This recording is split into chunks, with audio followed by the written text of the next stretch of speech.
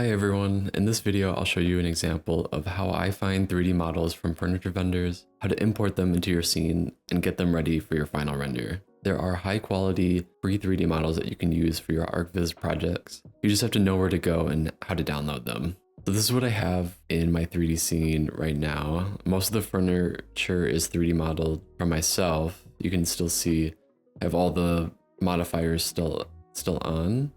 And these are some product renderings of each piece. In the early stages of projects, I have references that I use to help set the tone of the scene. So I've already done that task of sourcing what furniture pieces that I want to use and add to this project. So for this scene, I'm gonna go to the Verpan website and I'm gonna find the Well 2 lounge chair. Once I go to it, you can see it's like, this is what I want. If you go down, there's always, this is where you have to search for if they have 3D models, and sometimes they have a download section, sometimes they don't. But for this case, there is that, and you can find 2D and 3D files. You can open them up and you can find all the different files that they offer. And I'm just gonna download the OBJ file. So sometimes you have to unzip the file, but this one just comes the file itself. So I'm just going to copy and paste that into an assets folder, and I'm going to copy the folder location so I have that on hand. Make sure to have a collection set up for it so I can just import it straight into this collection. I'll paste the file location and then it's imported. And usually the size of the object will be wrong.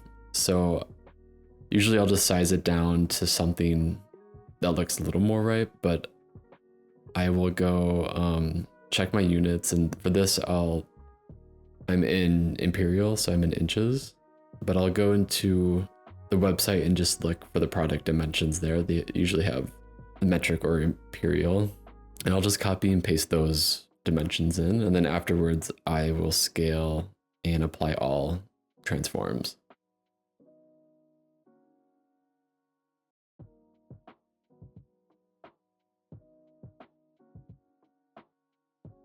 So now I have the right dimensions. I will just, fine tune the placement of the chair, and I'll rotate and move it around. And for this scene, I have it set up for the camera to have a slight movement towards the scene. So it's an animation. Then I will place the chair in the final location, and that to me is looking good. The next part is texturing and finding material for the chair.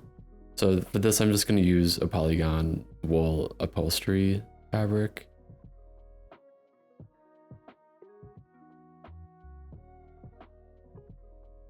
I'll just use this basic one here. I'll cube project it and see if that works. Although the sides look a little off, so I'm just gonna try to smart UV project, and that looks better on the top surfaces, but I do need to rotate the sides 90. So I'm just gonna change the scale to 5.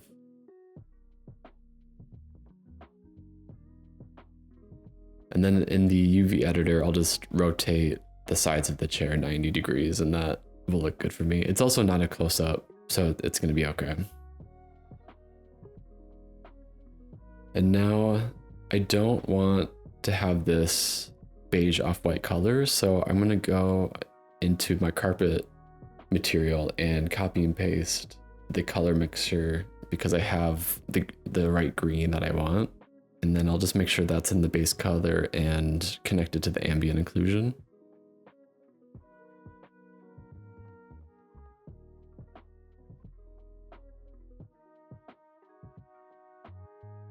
And right now there's a sheen that is based off the off-white color. So I'm just gonna adjust that, and I'll just copy paste that mixed color in as well, but I'll reduce the weight and reduce the green factor as well.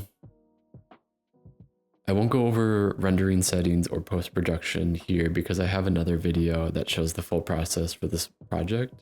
If you find furniture that you like but don't know the name, I suggest using Google Lens and or Google Images to find the vendor's website, then you can check if they have 3D models available to download.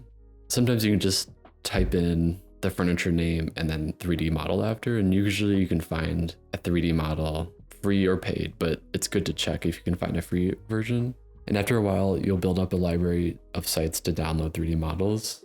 I suggest that you have a bookmarks folder with all of the sites so you can easily access them.